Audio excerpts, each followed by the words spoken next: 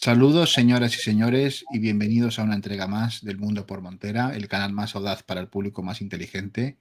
Hoy nos vuelve a honrar con su presencia don Juan Antonio Aguilar, director del Instituto Español de Geopolítica y estudioso de geoestrategia, estrategia militar y, como el instituto que él preside, de geopolítica. Don Juan Antonio, ¿qué tal? ¿Cómo estás? Bienvenido. Feliz Pascua. Muy buenas, feliz Pascua y bueno, pues después de estos días, pues aquí estamos de nuevo todos, ¿no? Pues sí, Incorporando. estamos todos menos uno, que ha caído. Efectivamente, y fíjate cuándo ha caído, ¿no? Es decir, Exacto. bueno, yo en primer lugar, bueno, pues yo voy a acompañar en el sentimiento a todos los católicos, porque más allá de las cosas que podamos decir, al fin y al cabo, pues de una personalidad católica, pues, a ver, es decir, yo creo que por respeto hay que acompañar en el sentimiento, ¿no?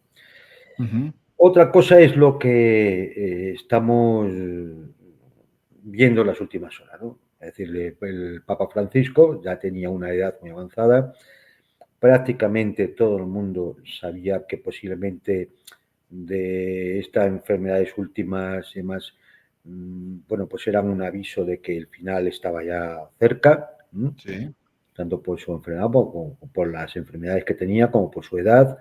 Es decir, yo creo que, bueno, pues a nadie le ha sorprendido en el fondo.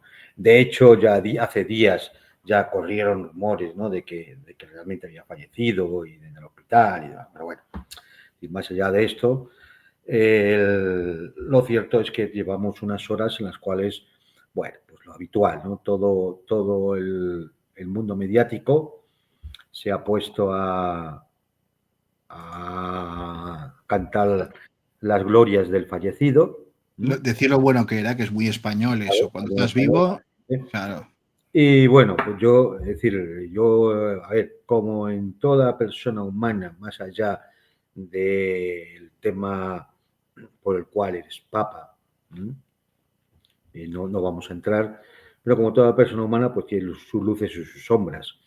Sombras que vienen incluso de cuando era sacerdote con la Junta Militar en Argentina. Es decir, Sí es. sombras, bueno, pues nunca aclaradas por él, pero bueno, pues había acusaciones de claramente ayornamiento con la Junta y falta de ayuda, en concreto a otros sacerdotes católicos que sí fueron detenidos y algunos murieron en la Escuela de Mecánica de la Armada, de aquella dictadura liberal, por cierto, Sí. de los militares en Argentina. Estamos hablando de los años 76, ¿no? Así es. Luego ha sido una persona que, bueno, pues no ha tenido problema en reunirse con un Rothschild o recibir, por ejemplo, a Yolanda Díaz, de Sumar aquí en España, y personajes por el estilo propios de las oligarquías políticas occidentales, es decir, políticas y económicas occidentales, ¿no? Es decir, también recibió a Joe Biden, y bueno, pues esto no sé si encaja muy bien con porque claro, no sabemos que hayan podido hablar con estas personas o no, ¿no? Pero lo que sí se ha filtrado es lo que pasó justo horas antes de su fallecimiento, que fue a verle el vicepresidente de los Estados Unidos, J.D. Vance, católico, se convirtió en el año 2019 al catolicismo, y el Papa Francisco rechazó reunirse con él. Al final le tuvieron que convencer para que le recibiera, bueno, pues unos minutos, un intercambio de regalos, un saludo y ya está. Y quien recibió a los Rothschild o a, por ejemplo, el representante de los ultranacionalistas ucranianos Sí. o a Biden, pues no, sí tenía problemas para reunirse con J.D. Vance. Al final la reunión la tuvo con el secretario de Estado Vaticano, el señor Pietro Parolin, que era, bueno, pues la mano derecha del Papa Francisco, al cual he hecho el responso, no sé si dice así, pero vamos, en este caso casi lo parece, es decir, le he hecho la bronca por las políticas contrarias a la inmigración del gobierno norteamericano. Y bueno, pues Vance lo que venía a hablar era del catolicismo en Estados Unidos y de la persecución de las comunidades cristianas en muchas partes del mundo, de las cuales el Vaticano no No ha se ha hecho preocupado nada. nada, Nada. nada, y sigue sin preocuparse nada. Y persecuciones como las que hay en África, que son terribles, o las que sufren a nivel los cristianos en Siria, o las que han sufrido en Palestina y siguen sufriendo en Palestina. Incluso estos días en los lugares sagrados, lugares santos, allí en Israel, Jerusalén. es decir, como Jerusalén, no ha dicho nada, por ejemplo, de la persecución a la Iglesia Ortodoxa en Ucrania o en Moldavia. No ha dicho nunca nada, nada. Y bueno, pues por no hablar aquí mismo en España, más allá de ideologías, es decir, aquí hay un monumento en el cual es una basílica benedictina, ¿no? Y que hay una gran cruz, por Y cierto, con una gran exacto. cruz, efectivamente, más allá, ya digo, más allá de Sí, de cuestionar la ideología, sí, sí, sí. claro, es una basílica benedictina donde, al parecer, bueno, pues a cambio de negociaciones bastante lamentables, pues se ha cedido incluso a quitar al prior de la basílica porque era contrario a la política del gobierno actual, ¿no? Es decir, Sí. en fin, este tipo de cosas que bueno, que decir, podemos parecer que es que solo estoy sacando aspectos criticables, pero es que, señores, No, si ustedes Juan quieren saber Antonio, los aspectos grandilocuentes, solo tienen que ver cualquier medio de comunicación hoy. Y ahí lo tienen. Juan Antonio, no puedo estar más de acuerdo contigo. Creo que ha sido un pontificado muy político y poco espiritual. Y creo que uno de los puntos por los que será recordado el pontificado de este señor será, por ejemplo, por el papel que, bueno, pues que tomó y las decisiones que tomó durante el famoso problema del bichito, cerrando todas las iglesias, todos Por, los templos, por ejemplo, y diciendo que el acto de meterse el rejón, para que nos entendamos, era un acto de amor, ¿no? Es decir, casi obligando moralmente a los católicos a, de una manera crítica, pues asumir todo el relato, ¿no? Es decir, creo que ha sido un papa muy agendista con el tema del cambio climático, de la ecología, en fin, absolutamente en la que Agenda eso 2030, absolutamente en la Agenda 2030. es Y, innegable, es que son claro, hechos, y la Agenda son hechos. 2030 no es más que el programa político de la ideología globalista, Sí, sí. que es la ideología de la clase dominante. Es que es así, todo que aparezca ahora como si fuera el papa del pueblo y de los pobres y demás, es que, es decir, te llevan un poco, y perdona la expresión, te llevan los demonios, ¿no? Claro, claro, sí, sí, sí, sí. Entonces, ahora ya lo que queda ahora ya es, bueno, pues va a empezar pues esa quiniela que ocurre cada vez que fallece un papa, que es quién va a ser su sucesor. Sí, sí. Y aquí, pues yo he visto algunas publicaciones que sacan toda una lista de posibles papables, posibles sucesores, pero fíjate, yo voy a atreverme, espero que el Espíritu Santo me niegue, pero voy a atreverme a decirte que posiblemente el que lleva más papeletas sea precisamente Pietro Parolin, que es el que ha estado con J.D. Vance. Primero le acompaña la edad, no es excesivamente mayor, le acompaña el cargo que tiene ahora mismo dentro del Vaticano, le acompaña que es un continuista de las posiciones del Papa Francisco, y ya si queremos ir al misterio, ¿no? A decir, bueno, pues encima, pues en las profecías de San Malaquías, sabes que sostienen que el siguiente sería el último papa y se llamaría Pedro el Romano. Sí. Pietro Parolin, es Pedro, lleva 12 años viviendo en Roma, es veneciano, es de la misma orden que Francisco. Y bueno, yo creo que, vamos, o sea, si sale elegido, echémonos a temblar, ¿no? Porque parece que la profecía de San Malaquías se cumple, ¿no? Sí, sí. Yo digo, espero que el Espíritu Santo me diga, te equivocas, Juan Antonio, que no va a ser. Pero mucho me temo que sea como digo. Y además, lo peor de todo es efectivamente es el continuismo, ¿no? Y el continuismo sería el continuismo en la Agenda 2030, en esa imagen progre woke de la Sí, sí. Iglesia, en ese sometimiento a la ideología globalista. La ausencia de lo trascendente, la ausencia Claro, de y lo... esto, pues hombre, para el mundo católico quizás no sea lo más adecuado, Pero además no. en unos momentos como los actuales, donde el catolicismo, aunque en Asia y en África, pues digamos, sobreviven con una cierta buena salud, incluso en Asia crece, pero en Europa la situación es realmente calamitosa. Total, sí. Calamitosa.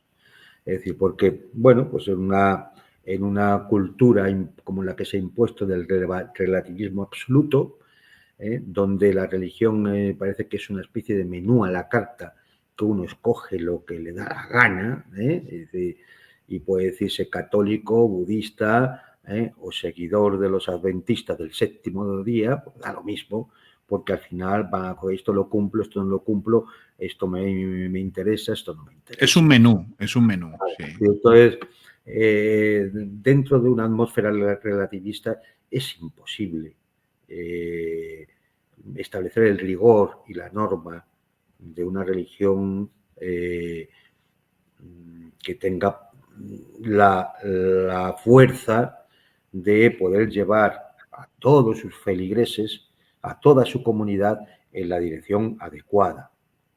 Claro, si va a convertirse en una especie de club o de logia, donde uno va por otro tipo de intereses, pues entonces, claro, es decir, el futuro del catolicismo en Europa entonces es muy negro. Si a esto le acompañamos, la aparición de grandes bolsas de comunidades provenientes de otras culturas con otras religiones, que son mucho más pujantes, como es el Islam en Europa, por Y con ejemplo. mucho músculo, y con mucho Claro, músculo. joder, pues, en fin, es decir, no pinta bien, ¿no? No pinta bien, al menos, como digo, en Europa. Entonces, bueno, pues si vamos a continuar en las mismas, pues cuando se hace lo de siempre, los resultados son los de siempre.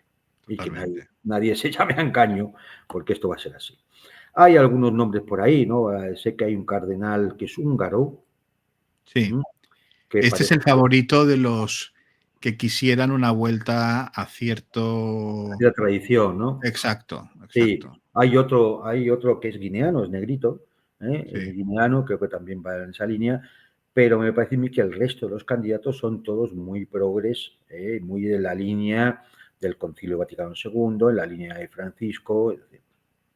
Y luego es un cónclave que tiene la particularidad, porque ha nombrado muchísimos cardenales este hombre, que no se conocen entre ellos. Entonces, cuando empiece bueno, ya se ha puesto en marcha la maquinaria vaticana, ¿no? Pero cuando empiecen las congregaciones generales previas al cónclave, pues no será como antes, que tenían cierta relación previa, ¿no? O sea, tendrán Mm, que partir un poco ex nihilo, porque claro, no se conocen. Entonces, claro, uno viene de las quimbambas y el otro viene de... Pues, claro, esto favorecerá, digamos, a candidatos tipo los Parolines y los claro, claro, hombres de las maquinarias, ¿no? De la maquinaria del aparato, dejada por claro, Bergoglio. del Sí. aparato, como diríamos, ¿no? Del aparato como un partido, claro, exacto, sí, sí, Del el aparato aparato. vaticano. Sí, Sí. sí, yo me temo algo así. Es decir, ya te digo que ojalá me equivoque y nos llevemos una sorpresa, pero si no, seguiremos en las mismas que hemos seguido estos últimos 12 años, me parece, ¿no? Y hombre, no, a ver, uno puede decir, hombre, si alguien me pregunta, ¿qué tú eres muy católico? Hombre, culturalmente sí.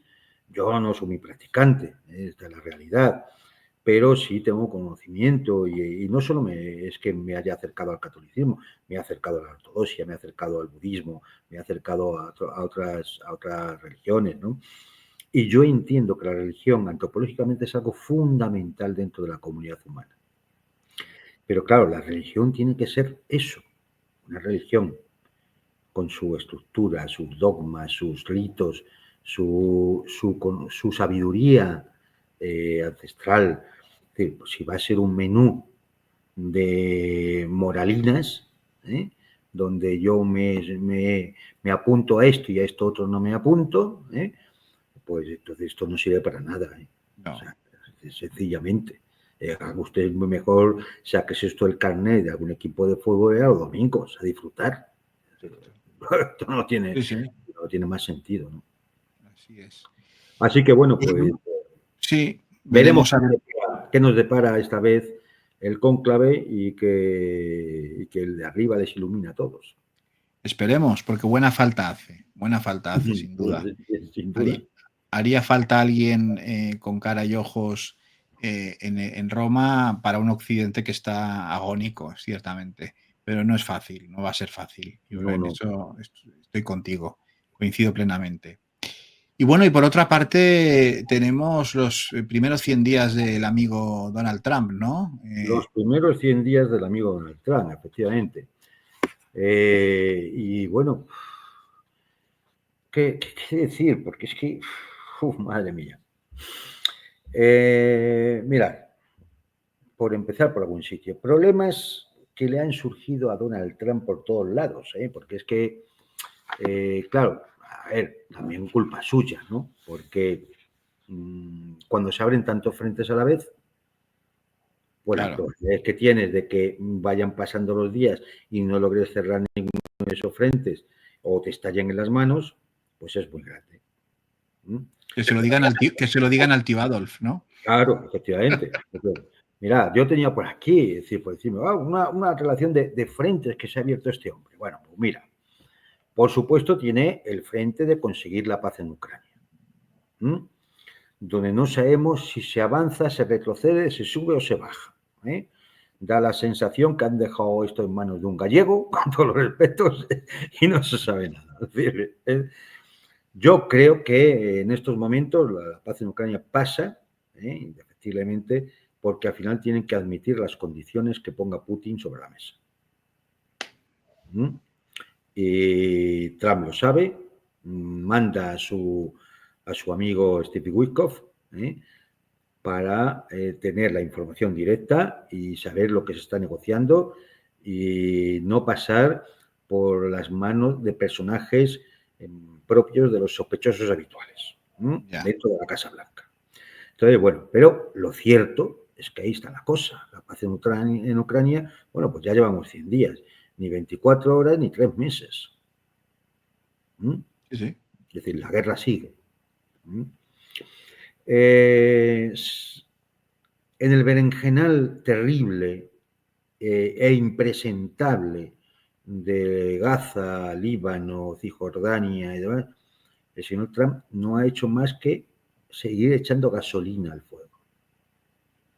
Con lo cual, hay nada de pacificador. En el tema de Irán, se ha dedicado a amenazar y a enviar aviones estratégicos y flotas a la zona y armar al personal que tiene en sus bases, aumentar el número de aviones y demás, bueno, pues dando la sensación de que estaba amenazando al país persa con una intervención inminente, lo cual significaría un incendio bélico regional. Prueba de ello es como Omán, los dirigentes de Omán o de Arabia Saudita han ido a Teherán claramente con el mensaje de nosotros no tenemos nada que ver. Es decir, Aclararlo, ¿no? no Sí, sí. queremos salir de este tema porque no tenemos nada que ver. Lo cual eso favorece la posición de Irán, sin duda. Y al final, pues claro, hay una vía de negociación que se está llevando a cabo, Yo creo que en esto Trump yo creo que es consciente de que abrir otro frente ahí puede ser terrible cuando no es capaz ni de cerrar el de Yemen,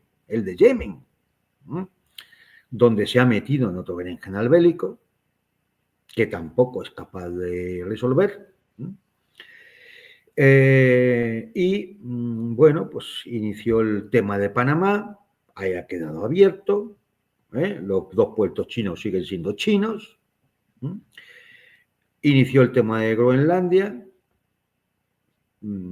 pues no sabemos si ha tenido alguna conversación con focas, osos o lo demás, pero la cosa está como está. Inició el tema con Canadá, con lo único que ha hecho ha sido embroncarse con Canadá e incluso Canadá tener una especie de salida fantasmal, ¿no? De incorporarse a la Unión Europea. La Unión Europea como es un club en el que puede entrar cualquiera, ¿eh? Es decir, Exacto, nunca mejor dicho, ¿eh? Es todo lo contrario a aquello que decía Groucho Marx, ¿no? Sí, exacto. Yo nunca pertenecía a un club donde me admitieran a mí, ¿no? Pues es el caso de la Unión Europea, ¿no? Con México, pues tenemos lo mismo. Si no son los aranceles es la frontera, si no la frontera son los cárteles de la droga, si no es esto y si no es lo otro. También tiene el tema abierto. En el tema de la inmigración, pues sí, ha iniciado deportaciones, pero la inmigración sigue siendo un problemón. Y esto de en semanas vamos a deportar, no sé si dijo 1 millón o 2 millones, es decir, bueno, Una barbaridad. Hay una clara imposibilidad de hacer una cosa así. Dijo que iba a reducir un 40% el gasto militar y lo que ha hecho ha sido subirlo. Con la Unión Europea, pues tiene el encontronazo que tienen. Con la OTAN tampoco sabe si va, si viene, se queda, retira las tropas o qué va a hacer, no se sabe, es decir, no hay nada claro. Luego ha iniciado la guerra comercial con China, donde bueno, lo inició con todo el mundo. Este es un punto interesante, ¿eh? Sí, lo inició con todo el mundo, ¿no? Ahora hablaremos de este tema, sí. Lo inició con todo el mundo, pero al final se concreta con China. ¿Por qué se concreta con China? Porque China le hace frente. Lo que ninguno de los demás ha hecho.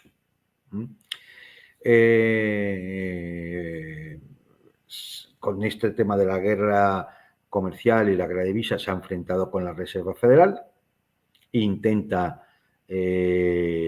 de alguna forma ver si puede destituir al director de la Reserva Federal y además tiene una fractura interna importante dentro del propio gabinete y lo estamos viendo en los ataques a Peter Hatchett, el de Pentágono, en los ataques a Elon Musk, y esto indica que dentro hay tormenta, hay una importante tormenta,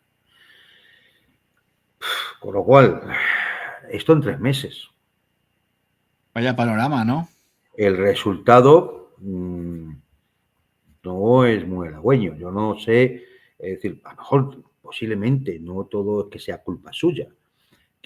Ahora sí que es responsabilidad por no percatarse, por no tener talla de estadista político, porque ese es el problema. Que Trump es lo que es un empresario de la construcción. Coño. Es que esto en España lo dices y tienes es un tío que te vende adosados y ya claro, está. y suena mal. Tú aquí hablas y dices, no, es un empresario de la construcción, es un promotor inmobiliario, y es que en España suena mal. Suena mal, sí. Bueno, pues es que esto es Trump, ¿no? Entonces, le falta ahí, claro, pues sus formas de negociar son impresentables, desde el punto de vista de la diplomacia y de las relaciones internacionales. Sus salidas de tono, sus acciones impulsivas y demás, pues esto no le ayuda. Y es verdad, posiblemente no todo sea culpa suya.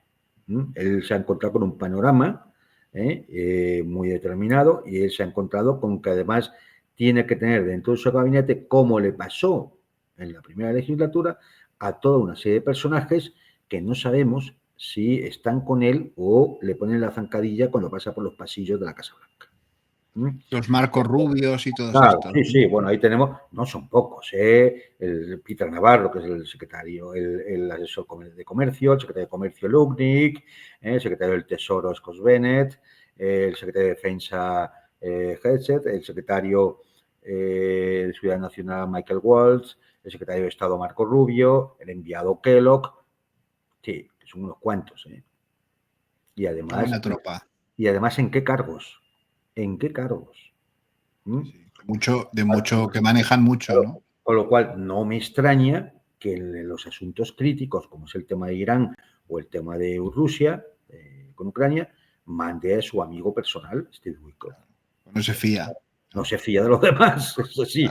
Claro. De lo cual esto es un problemón, ¿no? Esto es un gravísimo problema. De estos aspectos, quizás el que más ha llenado páginas de periódico y minutos de televisión en las últimas 2 semanas, lógicamente, es el choque con China.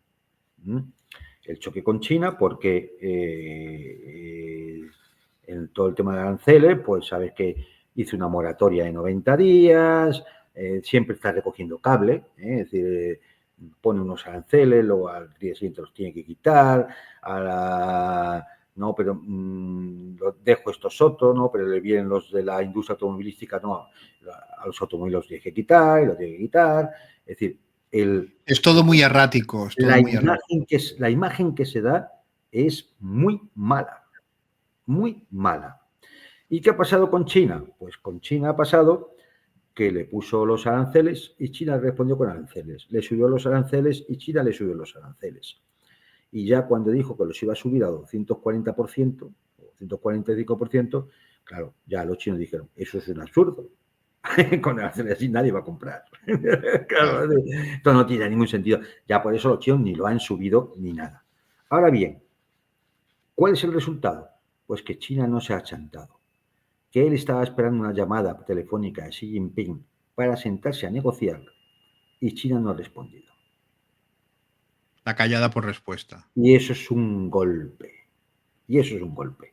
¿Y por qué es un golpe? A ver, miremos los problemas económicos que tiene Trump, vamos, que tiene Estados Unidos, que no son culpa de Trump, los ha heredado.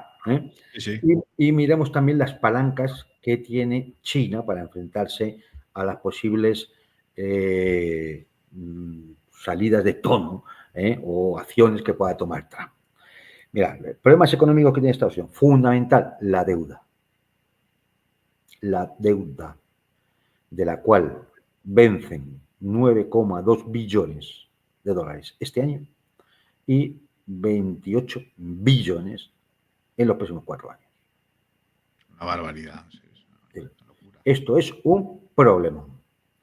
De ahí el tema de los aranceles y todas estas cosas que hace para conseguir dinero a través de los aranceles o negociar con países, sobre todo aquellos que tienen reservas en bonos del tesoro. ¿Para qué? Para que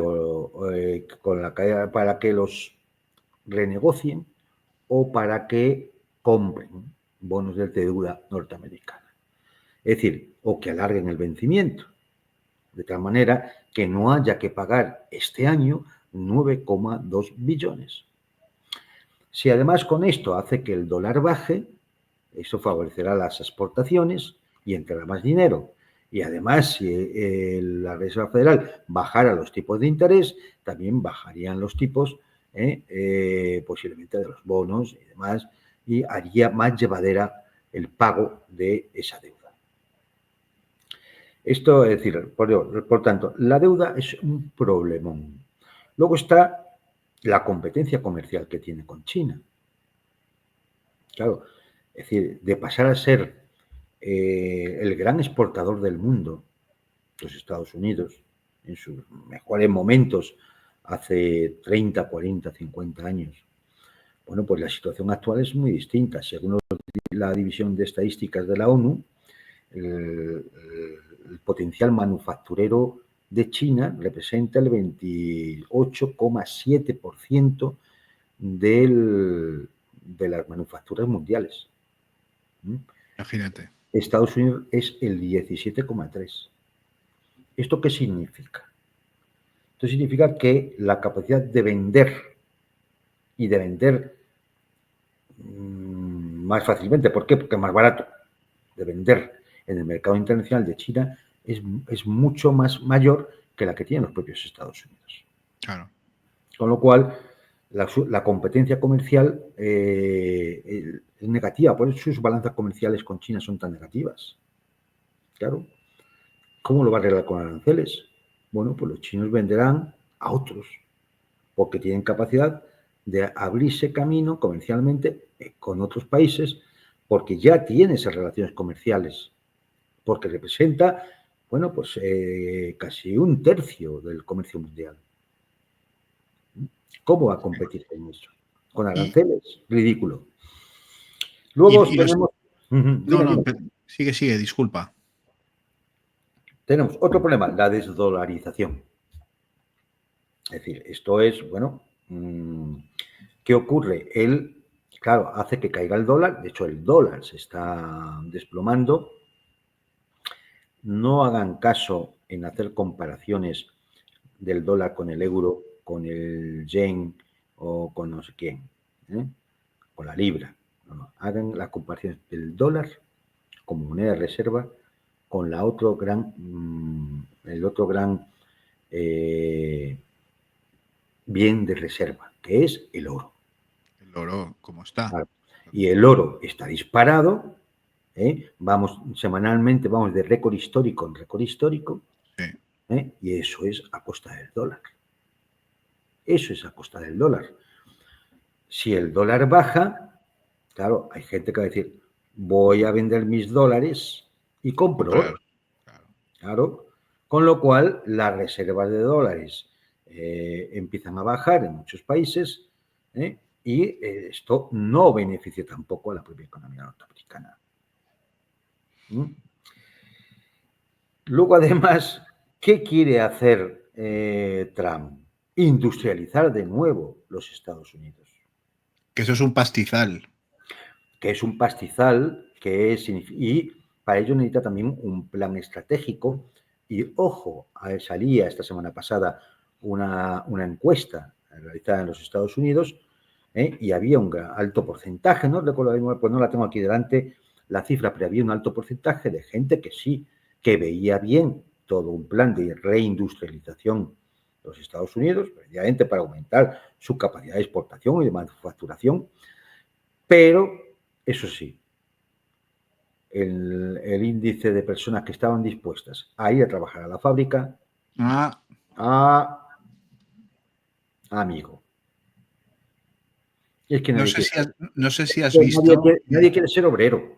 Claro, Nadie quiere ser obrero. claro, todos quieren ser de clase media alta, ¿eh? No, bueno, Y y trabajar muchos para americanos. Hollywood y para esto y... Sí, no sé si has visto que creo que los chinos me parece que han hecho unos vídeos mofándose de esta supuesta reindustrialización americana, poniendo Sí, unas cadenas de manufactura con todo de gordos, llenos de donuts y hamburguesas, pues trabajando como si estuvieran cosiendo en talleres chinos, ¿no? Como diciendo, pero esta gente sí, sí, dónde va, ¿no? sí, Esta sí, gente dónde va. efectivamente, exactamente, la fábrica, Sí, ¿no? Pero es más, los chinos han hecho una cosa más grave, y es como todos los productos de lujo que se venden en las tiendas de marcas exclusivas norteamericanas se fabrican en China. Y sí, cómo sí. un bolso puede pasar de costar en su fabricación unos $1.000 a venderse en la Quinta Avenida de Nueva York por 30 y tantos mil dólares. Imagínate. Claro, y luego dice Trump que los chinos le están robando. Es que ¿Quién roba a quién? hay ¿Quién que roba a tener quién? morro, hay que tener morro, ¿no? Es Hay que decir, pero tener bueno, morro, sí. desde luego. En fin, estos son un poco, es decir, pero claro, el tema de la industrialización además necesita de grandes inversiones que ahora mismo, salvo que sigan tirando de deuda, ahora mismo es imposible. Pero es que además para reindustrializar necesitas tiempo, tiempo, porque hay que establecer los proyectos, levantar las fábricas, conseguir la distribución, o sea, que el aprovisionamiento de las materias primas necesarias y la formación de los trabajadores. Trabajadores que por otro lado no quieren trabajar en la fábrica. Claro. ¿Mm? Y una de las cosas que no tiene Trump es tiempo, porque en año y poco está en unas elecciones de medio término. Es decir, con lo cual, esto todo es una gran bola de nieve que se ha conformado ahí en la economía norteamericana que puede llevar a un auténtico colapso, ¿no?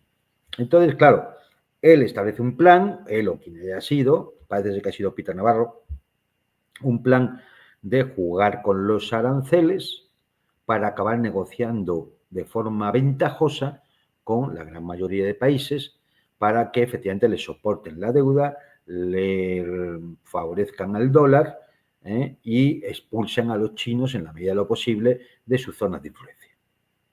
Este es el plan.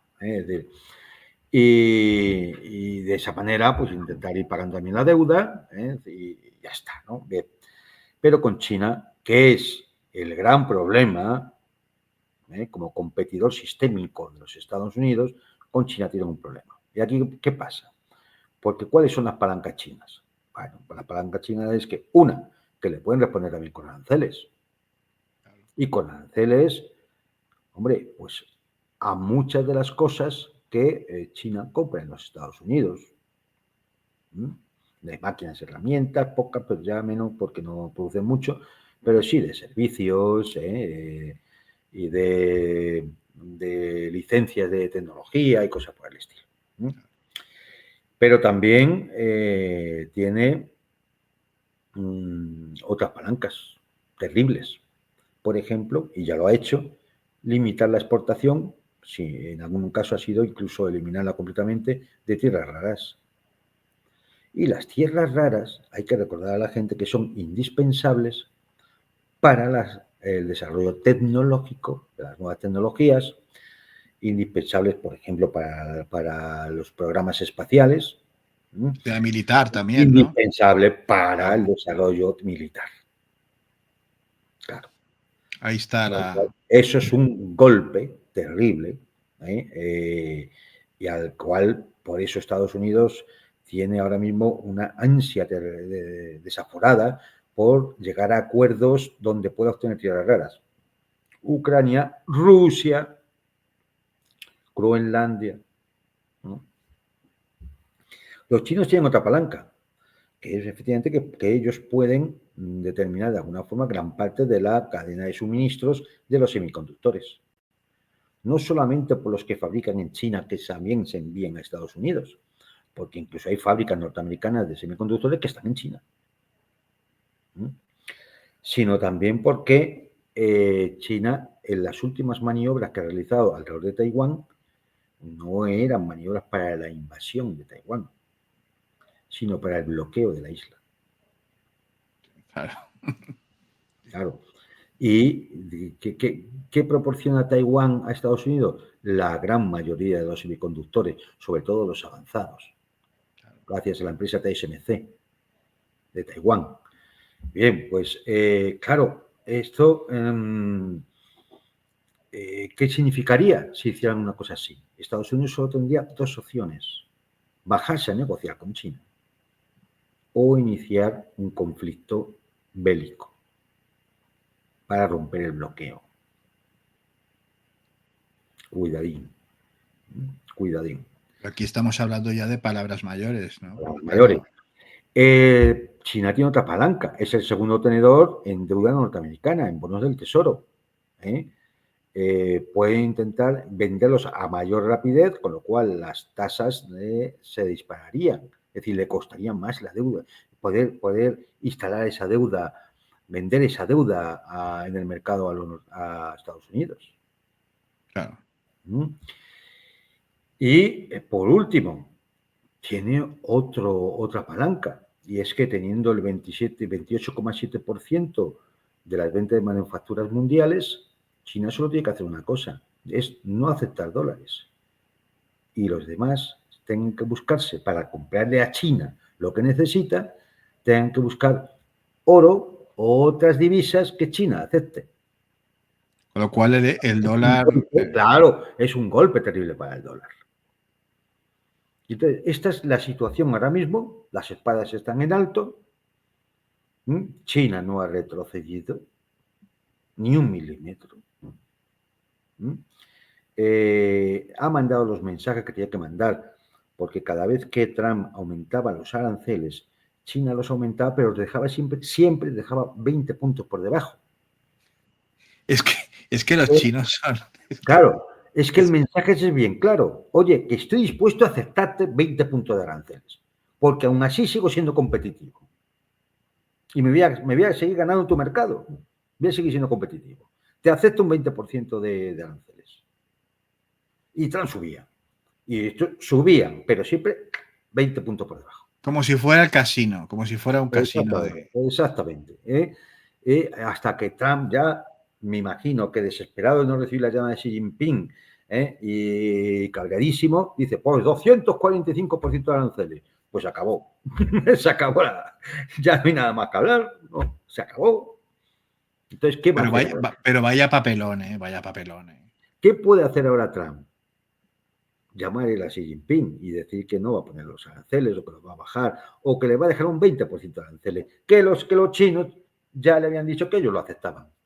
Y lo aceptaban porque aún así, o sea, ellos fabrican tan barato que, fíjate. Pueden competir. Claro, que es ese bolso, fíjate ese bolso como he dicho antes, $1.000. Bueno, pues le pones un 20%, $1.200. Pero bueno, si lo pongo a vender ellos a $30.000. Pelillos a la mar. Claro, sigue siendo todavía muy rentable. Entonces, no, es decir, claro, es decir, yo creo que ahora mismo es una batalla que Estados Unidos puede perder, pero por goleada. Porque además no valen las sanciones contra China. No han valido contra Rusia, que tiene una economía menor. ¿Cómo va a valer contra China? Sí. No vale bloquear a China porque no pueden. Porque China tiene una retaguardia estratégica terrible que se llama Rusia. Claro, entonces, ¿qué van a hacer? ¿Qué van a hacer? A ver, ¿qué va a hacer? No sé. ¿Qué va a hacer? ¿Con qué? Y lo que haga, ¿a qué coste? Es decir, ¿qué capacidad? Los tienen bien agarrados, los chinos. Sí, no, a ver, es que, claro, es decir, pero esto, a ver, no hay que, decir, hombre, es una cosa que cualquiera de nosotros a día no lo hace, ¿no? Porque no tienes esas responsabilidades, ¿no? Pero yo estoy completamente convencido que los chinos ya han hecho sus proyecciones, porque ellos sí que planifican a largo plazo, ellos tienen su planificación estratégica y ellos saben en un momento determinado, cuando en 2014 empezaron las sanciones a Rusia, ellos ya sabían, porque estaban en los mismos documentos donde se decía que Rusia era una amenaza, también salía que China era una amenaza sistémica. Entonces sabían que en algún momento esto podía llegar. Ya estaban preparándose. Claro. Y entonces llevan años vendiendo bonos del tesoro y dólares a un nivel muy suave para no provocar distorsiones en la propia economía china. Llevan años preparándose, claro. Y que no tienen la espada de Damocles de las elecciones y de todas esas historias. Por supuesto, claro. Es decir, no tienen, es decir, ellos pueden planificar perfectamente, como ya han hecho al año 2035, a 2045 y a 2100, porque sabe que bueno, el Estado es estable y llegue quien llegue al secretariado general del Partido Comunista y por lo tanto al mando supremo del país. Seguirá la línea, ya está. Seguir la línea. Puede haber pequeñas modificaciones y a lo mejor, pues yo qué sé, pues alguna cosa más cosmética que, sí. que de otra forma. Matices. Claro, pero el camino, la dirección estratégica va a seguir siendo la misma. En cambio, en cualquiera de nuestras democracias occidentales, pues imagínate. Estamos sujetos a los vaivenes. Imagínate en España hacer una planificación estratégica para el 2100. No dura, no dura las próximas elecciones. Pero querido Juan Antonio, pero si en España no se puede hacer ni para la educación. Y para los planes de educación, que cada vez que viene un gobierno lo cambia, se van a poder hacer un plan estratégico a 100 años. Cada 3, 4 años aquí se están cambiando planes que tendrían que ser planes de pactos de Estado y planes permanentes. Claro, pues nada, no es imposible. Pues imagínate en cosas que necesitan todavía, porque cuando hablamos de educación, pues al final hablamos de unos planes educativos y de unos ratios de medición, de salud de educación, pero imagínate reindustrializar un país de alta tecnología. solamente la complejidad, inversión, la necesidad de materias primas, recursos financieros y humanos y energía. Claro. Haz coincidir todas las variables necesarias y planifica a largo plazo. Pero si igual dentro de un año y poco pierde las elecciones de medio término, ya el plan se va abandonando, llegan las elecciones, cambian de presidente y se acabó. Sí, sí. Se acabó el plan. Es decir, entonces es que así es imposible, claro, decirle. Y esto es un hándicap que tienen los Estados Unidos y en general todas las democracias occidentales. Es decir, y ahora ya desde el punto, un enfoque geopolítico a toda la situación, ¿no? Claro, es decir, aquí todos sabemos que la fractura geopolítica global que se está produciendo, en el fondo es una lucha entre el mundo unipolar, es decir, Estados Unidos intentando mantener su hegemonía, lo cual es lógico desde el punto de vista geopolítico, y toda una serie de potencias emergentes que la confrontan y que lo que buscan es un mundo multipolar donde cada uno de ellos pueda sentarse en la gran mesa de decisiones de cómo va a ser el orden internacional a futuro, ¿no? Como la Unión Europea ha tomado el camino que ha tomado, el de la irrelevancia más absoluta, cuando no la estupidez, campeones en la estupidez, pues algunos analistas han empezado a ver, bueno, realmente lo que vamos es a un mundo tripolar, es decir, Estados Unidos, Rusia, China. Bueno, es una primera lectura, pero yo creo que se queda corta porque al final, cuando hay una potencia hegemónica y las demás la van a confrontar y esta potencia hegemónica amenaza, las otras dos se van a unir. Claro. Se llama dilema de seguridad en geopolítica. Y entonces esto hará que se conformen más que pequeñas zonas, de espacios autocentrados, económicos, multipolares, pues que al final allá sí que existirán, pero todo eso acabe conformando un único bloque frente al bloque, sobre todo anglosajón, occidental, encarnado o encabezado por Estados Unidos. Es decir, el Al resultado final, la teoría aquella sería de Kissinger, aquello de Kissinger, de intentar que China y Rusia nunca se entendieran, claro. tenía todo Todo Kissinger era independientemente del personaje, pero sabía claro, que no, era un geopolítico, hombre, ya. era un geopolítico versado y sabía lo que decía, ¿no? Kissinger, que había sido compañero, había estado en administraciones donde se escuchaba a Brzezinski, a George Kennan y demás, claro, estos tipos sabían. Y entonces, claro, lo que digo, se conforma, al final, los multipolares acaban conformando un propio bloque y volvemos a un mundo bipolar de nuevo. Solo que la división esta vez no va a ser ideológica, como ocurrió en un momento determinado entre socialismo y capitalismo, sino que la división va a ser claramente geopolítica y se va a expresar en la práctica en una división comercial, económica. Es decir, los que van a comerciar y lanzar proyectos conjuntamente y los otros. Claro. Así que es un poco, decir, tal como están las circunstancias en estos momentos, es lo que yo me atrevo un poco a prever. Ten en cuenta que cuando se hacen estas cosas, la perspectiva es muy fastidiosa, porque nadie tiene la bola de cristal. Y claro, hablar de estas cosas, pues... Pero bueno, hay una cosa que se llama el cono de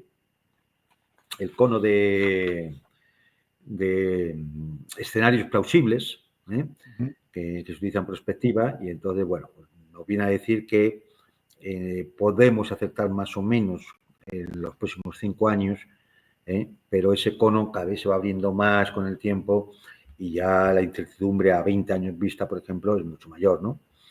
Pero al menos por lo que vemos ahora para estos próximos 5 años, es decir, sí que vamos a ver, yo creo que este choque, este enfrentamiento geopolítico, que esperemos que no sea en ningún momento bélico, que quede en el terreno de la economía, del comercio, de las relaciones internacionales, de la cultura, incluso de la diplomacia o del control de organismos internacionales, y que no pase en ningún momento a primero una carrera de armamentos y después a lo que sería, bueno, pues un choque bélico, ¿no? Es decir, que sería, vamos, en este momento sería terrible, porque significaría abiertamente una tercera guerra mundial con un riesgo de escalada nuclear altísimo.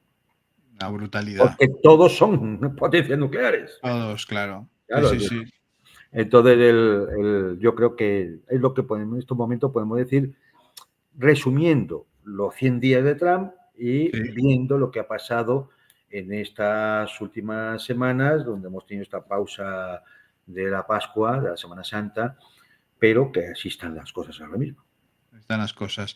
Y por cierto, parece que la señora Kallas, a los que vayan a Rusia, les quiere hacer pupita, ¿no? O nos quiere hacer pupita, ¿no? Sí, es una amenaza más. En la Unión Europea se están consintiendo cosas que muchas veces decimos, no entendemos cómo los ciudadanos nos saltan.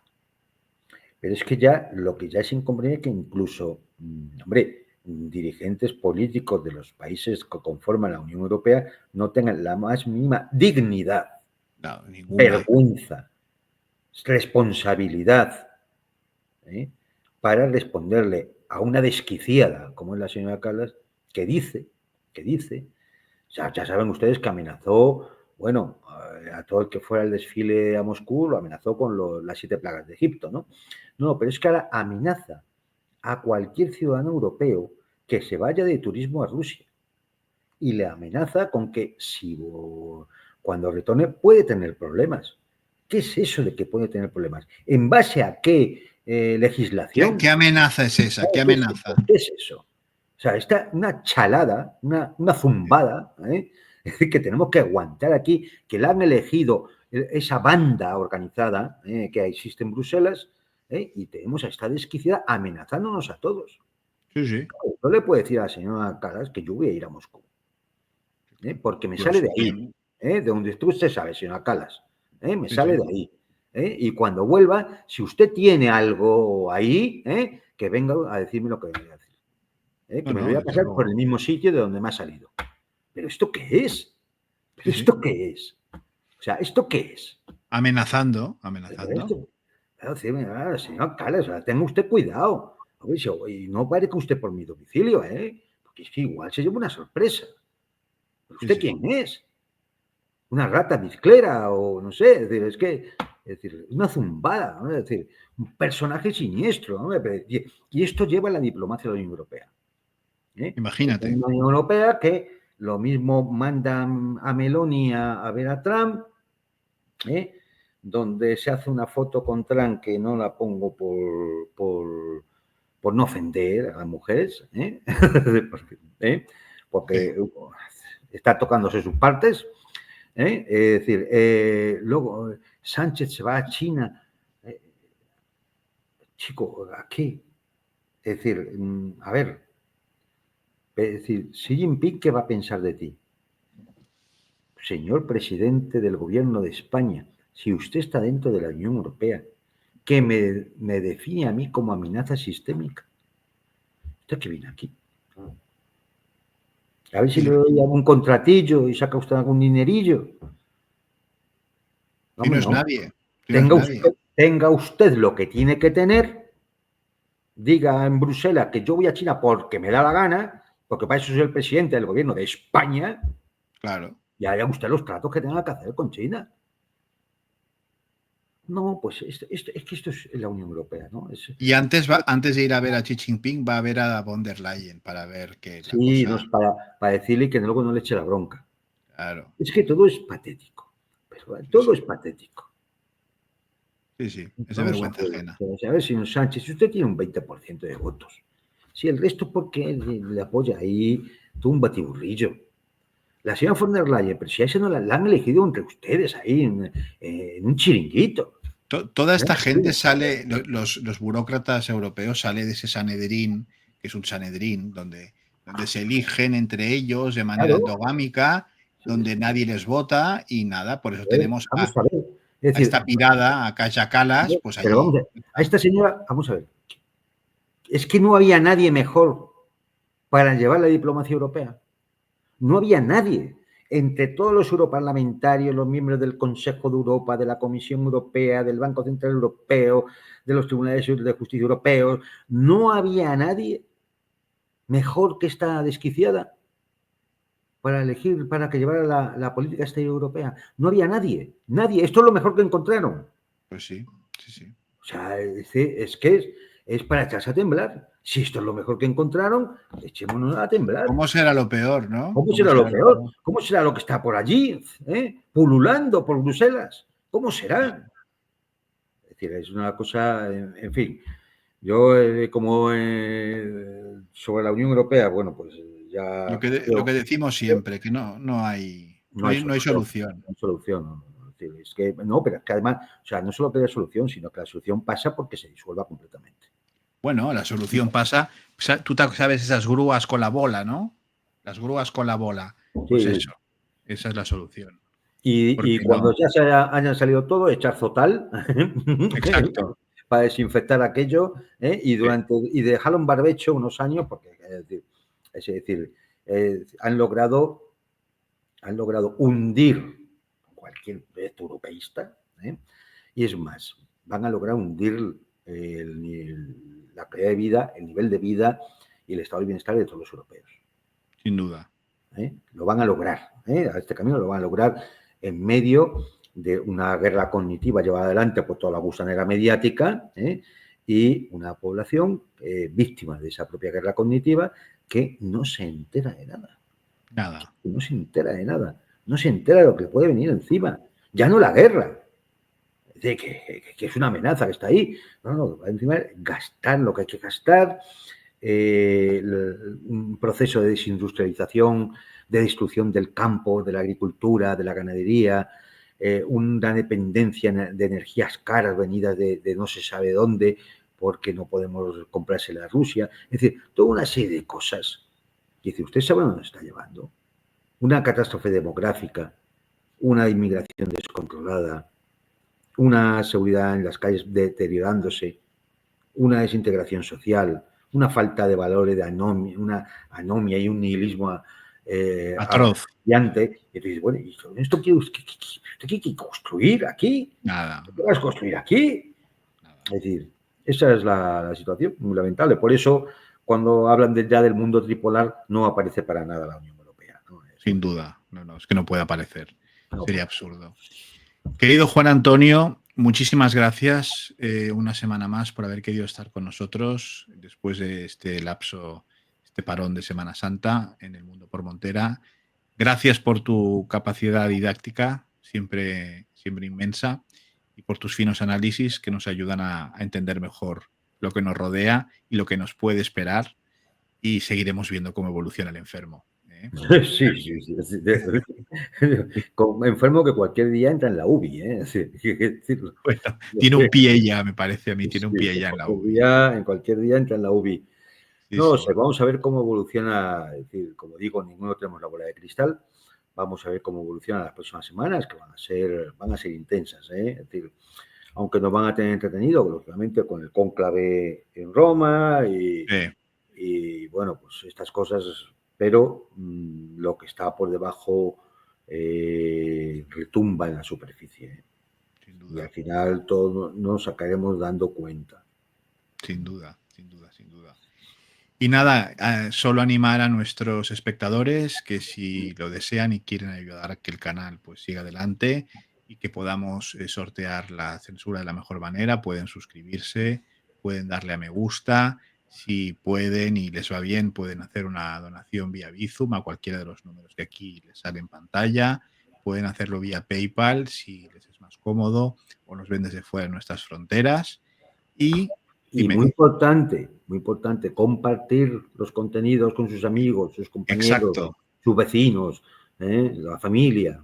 Exacto. Con el cuñado ese que le da tanto la tabarra. Al cuñado famoso, al cuñado que todos... Exacto, con el cuñado. Y también que se unan al canal de Telegram del Mundo por Montera, donde ponemos los programas y luego algún contenido pues que no es del todo apto para ciertas plataformas, pues en Telegram lo encontrarán. Y bueno, pues dicho esto, encontrarán toda la información en la descripción del programa. Y una vez más, gracias Juan Antonio y hasta la semana que viene. Un placer, como siempre, y un Dios saludo a mediante. todos. Venga, Y a hasta pronto. ustedes, señoras y señores, muchísimas gracias por haber querido conectar una semana más con El Mundo por Montera, el canal más audaz para el público más inteligente. Buenas noches.